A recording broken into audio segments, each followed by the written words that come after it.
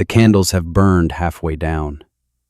Outside the chamber, voices rise and fall in drunken song. Inside, a girl of 14 sits on the edge of a bed she has never seen before, wearing a white gown that weighs more than armor. Her hands are folded in her lap. They do not shake because she was trained not to let them shake. Through the door, she can hear footsteps, heavy, male, approaching. In her chest, her heart beats the way it would before battle, except she has no sword, no horse, no ability to retreat. The door has a lock, but it is on the outside. This is not a mystery. This is a contract. And before the sun rises, she will understand exactly what she has been sold into. This is the story history tried to dress in white lace and happy endings. Now, let's go back to the beginning. If you're interested in stories buried beneath official records, consider subscribing. In the archives of noble families across medieval Europe, marriage contracts survive in remarkable condition. They are written on vellum, sealed with wax, signed by men who held titles and land. The language is precise, legal, almost modern in its clarity. A noblewoman was worth exactly what she brought. Acres, alliances, dowries measured in gold marks or estates. Her body was the vessel through which legitimacy would flow. Her consent was not a variable in the equation. The contract itself was a masterpiece of control dressed as ceremony. It began months, sometimes years, before the wedding. Families negotiated. Fathers and uncles sat across tables and decided futures. The girl in question was rarely in the room. Sometimes she was still a child, sometimes she had not yet been born.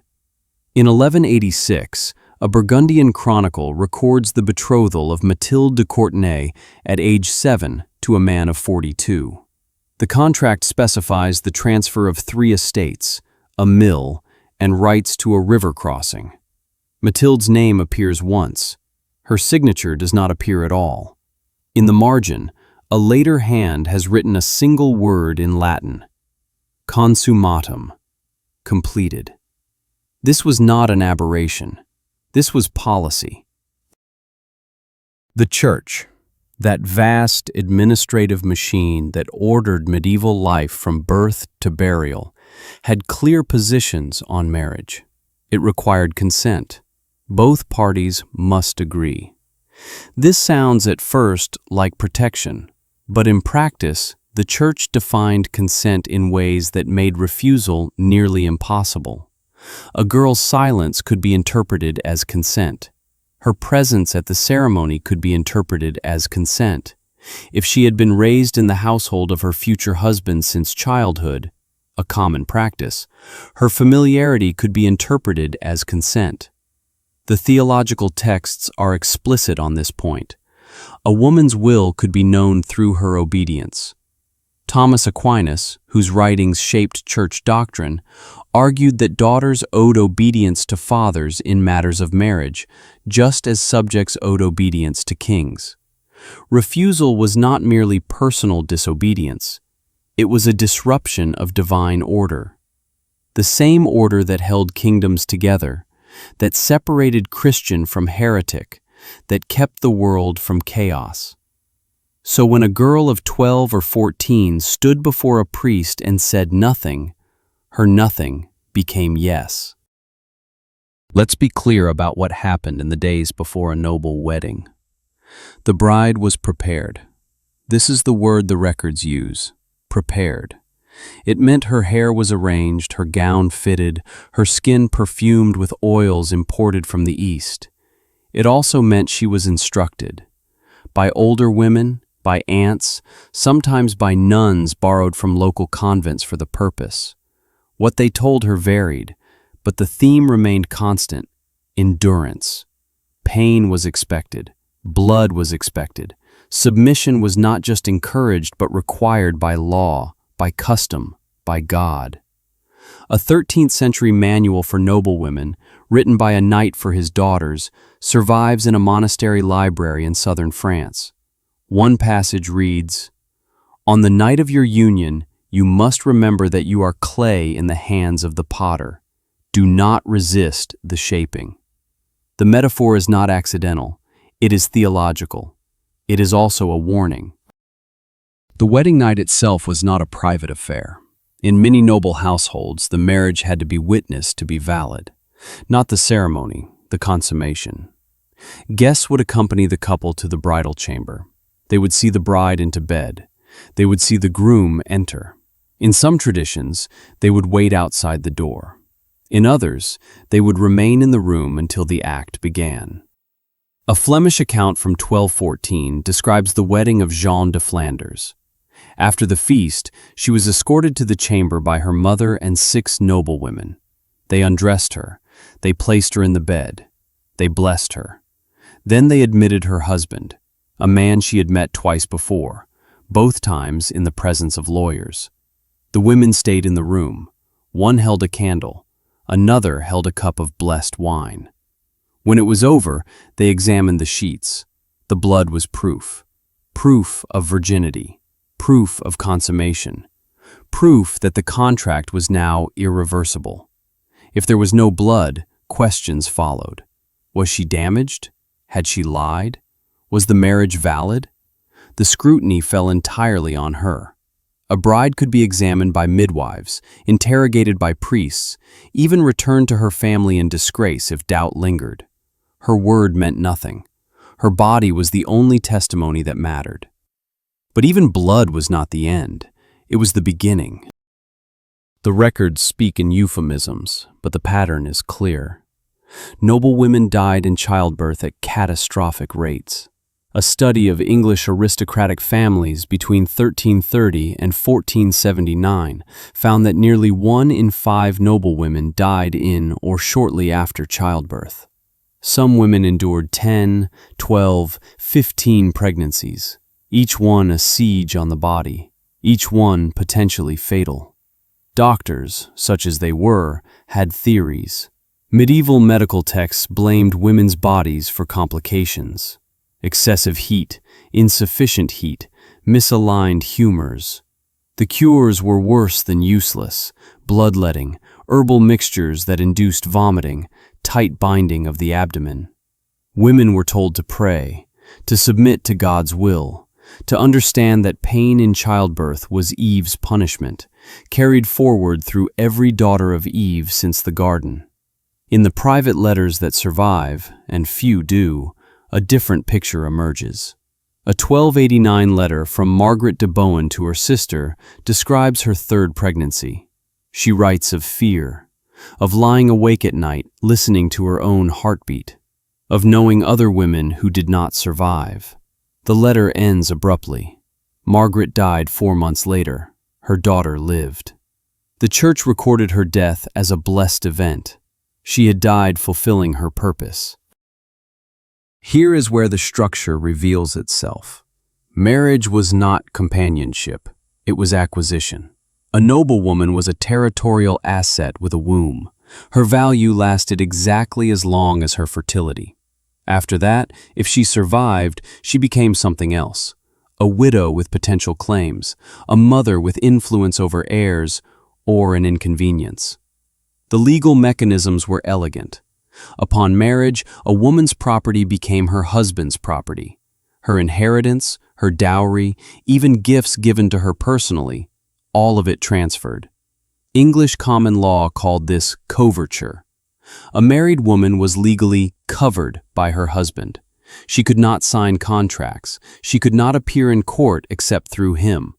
She could not even write a will without his permission. In France, the situation was nearly identical. The coutumes, regional legal codes, specified that a wife's goods, lands, and even her clothes belonged to her husband. If he chose to sell her family estate, she had no recourse. If he chose to beat her, the law allowed it as long as the instrument was no thicker than his thumb. If he chose to lock her away, he could. She was his. A case from 1298 illustrates how this worked in practice. Lady Constance of Toulouse inherited 4 vineyards from her mother. Within a year of her marriage, her husband sold 3 of them to pay his gambling debts. She appealed to the local court. The judge's ruling was brief. A husband's debts take precedence over a wife's inheritance. The sales stand. Constance had no further legal options. The law had spoken. This was not cruelty. This was jurisprudence. Some women resisted. The records are thin, but they exist. In 1320, Isabelle de Moulins refused to consummate her marriage. She barricaded herself in a tower on her family's estate and threatened to starve rather than submit. Her husband appealed to the local bishop. The bishop declared her in violation of holy matrimony and threatened excommunication. She held out for 6 weeks. Then her father intervened. He had negotiated the marriage. His honor, his alliances, his financial arrangements all depended on it. He personally escorted her from the tower. The records do not say what words passed between them. They only note that 3 days later, the marriage was consummated. Witnesses confirmed it. Isabelle bore 4 children in 6 years. She died at 23. The cause is listed as fever. Her story survives because she was unusual, because her resistance was dramatic enough to be recorded. But the majority of women left no such record. They appear in history only as names in genealogies, as lines connecting one male heir to another. Wife of, mother of, died. The violence was not always physical. Often it was structural, architectural. A noblewoman lived in her husband's castle, surrounded by his men, governed by his rules. If she displeased him, her access to food could be restricted. Her servants could be replaced with his spies. Her letters could be intercepted. Her children could be taken from her.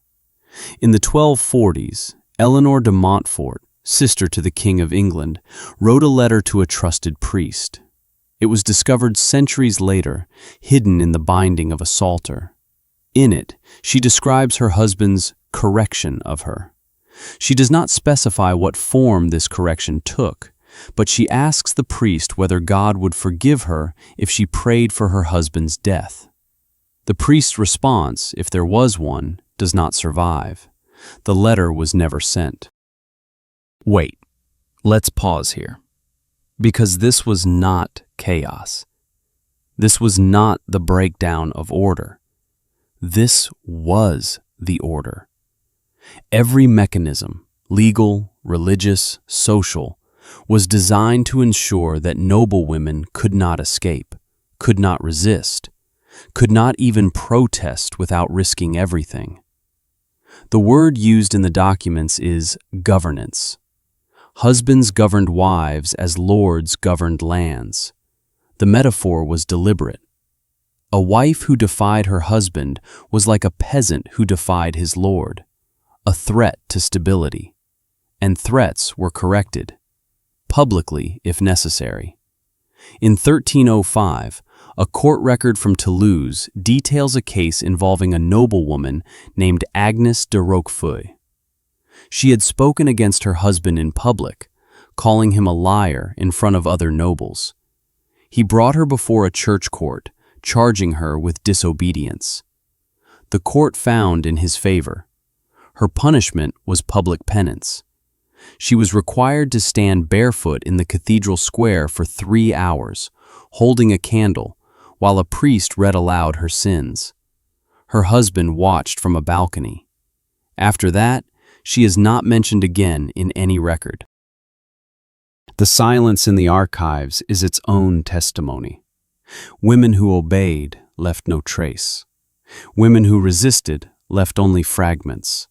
A legal complaint, a marginal note, a letter that was never sent. History was written by men, recorded by men, preserved by men. What women experienced behind chamber doors, in birthing rooms, in the years of their short lives, most of it vanished. But some evidence refuses to disappear. In the 1970s, archaeologists excavating beneath a convent in northern Spain found something unexpected. Scratched into the stone wall of a small cell, barely legible, were names, dozens of them, women's names. Beside some were dates, beside others, single words: dolor, mors, sola, pain, death, alone. The convent had been a refuge for noblewomen. Some came as widows. Some came with their husband's permission to live out their final years in prayer. But some, the records suggest, came as exiles. Wives who had failed to produce heirs. Wives who had resisted. Wives whose husbands had remarried and needed them gone but alive, because divorce was not permitted and murder was too obvious. The church called it retirement. The women called it nothing, because no one asked them. One name appears multiple times on the wall, carved deeper than the others. Beatrice, 1247, still living. Beneath it, in a different hand, shakier, the same name.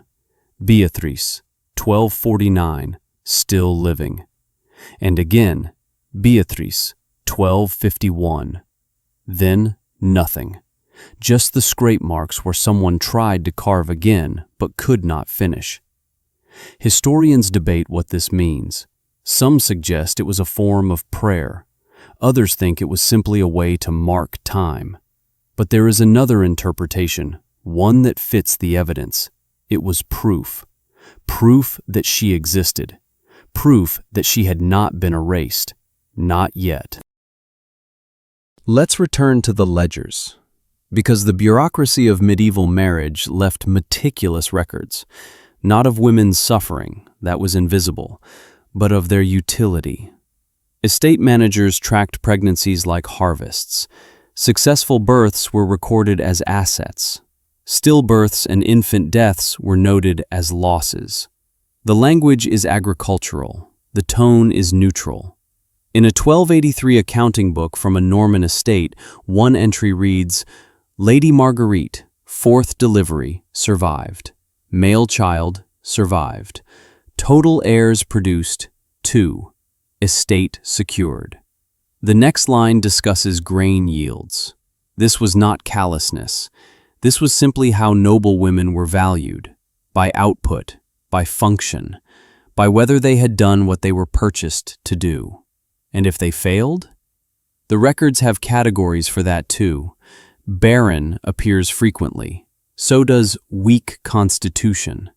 These were not medical diagnoses. They were economic assessments. A noblewoman who could not bear children had no purpose.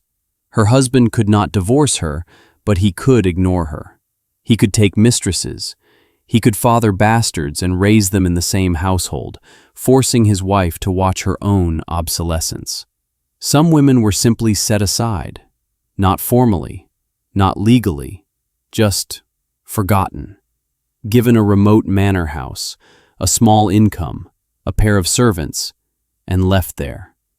The records show payments made annually, then every few years, then not at all. The women disappear from history as if they had never existed. But one mother refused to let her daughter enter this fate blind. The letter she wrote in 1347, preserved in a French archive by accident or miracle, breaks the institutional silence. The mother was a countess. The daughter was 15. What the mother wrote is unlike anything in the official records.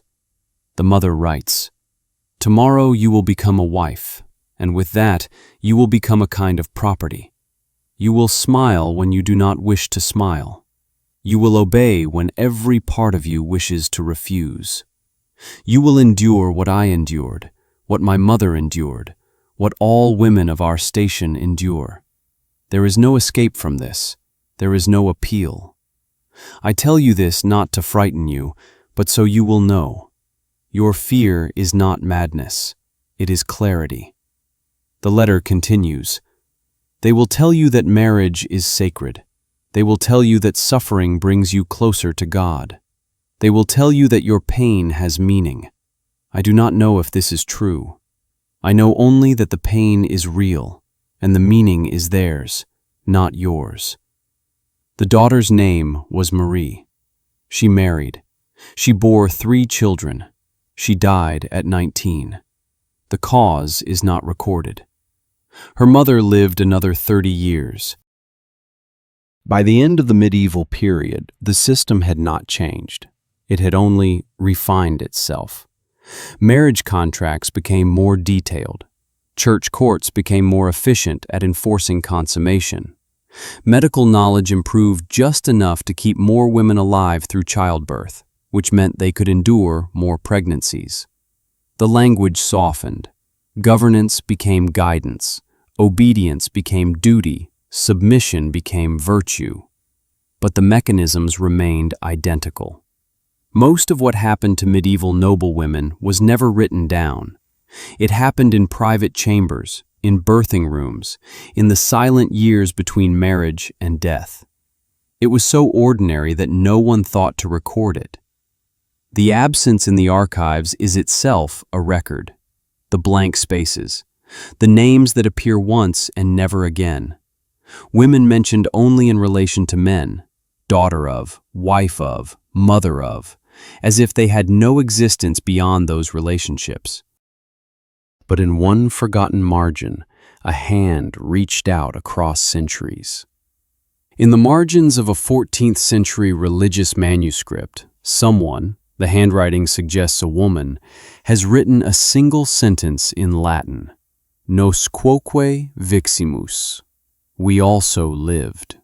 3 words, unsigned, undated, preserved by accident when the manuscript was rebound centuries later. That is what remains. 3 words asserting existence, carved into stone, hidden in bindings, scratched into walls where no one was meant to see. Here is the question that history tried to bury beneath legal documents and church doctrine and the respectable silence of noble families. If marriage was sacred, if it was blessed, if it was the foundation of Christian society, why did women carve their names into walls like prisoners? Why did they write letters begging God for their husbands' deaths? Why did some choose convents, choose exile, choose anything other than the marriage bed? The answer is in the records we do have, in the mortality rates, in the legal language that erased personhood, in the mechanisms of control so thorough, so accepted, so baked into every level of society that resistance was not just difficult, it was almost unthinkable. Medieval noblewomen feared marriage more than war, because war at least could end. A siege could be lifted, a battle could be won or lost. But marriage was a life sentence with no possibility of pardon.